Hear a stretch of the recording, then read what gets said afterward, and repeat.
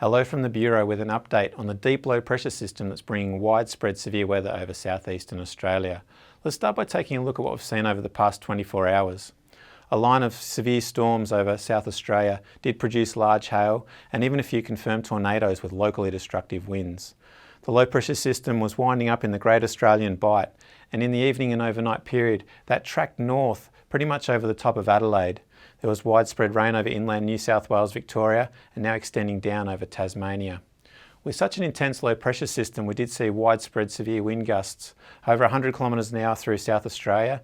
The peak gusts were generally confined to the ranges in Victoria, but Mount Hotham did pick up a standout of 144 kilometres an hour. Rainfall wise to 9 a.m. this morning, nearly 80 millimetres over the Mount Lofty ranges, totals of above 50 millimetres for the alpine areas of Victoria, and although fairly widespread, totals were less over inland parts of New South Wales. This event is still current, and that does mean we've got widespread severe weather warnings out, particularly for damaging winds over 4 states, and there's also storm force wind warnings out for some coastal waters parts of South Australia. The rainfall that we've already seen from this event is enough to prolong the ongoing flooding situation and also cause renewed river rises. This deep low pressure system is still in place just off the southern parts of Australia, and we can see here that we're still getting these intense southerly and southwesterly winds feeding up the western flank of that low into South Australia. As we head towards 8 p.m. tonight, we can see that there's another surge of these winds that does start to push up into the South Australian region. And that's a real concern. That area's already seen a lot of severe weather, and there is further to come in this afternoon and evening period, and that could include the Adelaide area as well.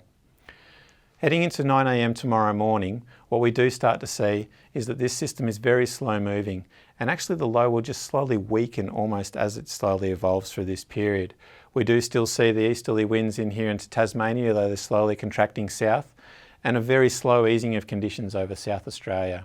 By Friday night, the slow-moving low has weakened further, and the worst of the weather will have cleared from Tasmania and South Australia, but still windy across parts of New South Wales, including some rainfall that will still continue on the western slopes of the ranges. So before this event's out, there's still a lot of rain to come.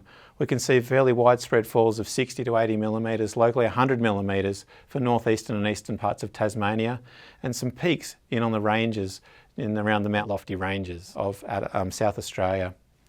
So there's widespread warnings still in place for this event, so listen to the advice from your local emergency services and use the Bureau's website for the latest forecast and warning information, and you can also follow us on Twitter.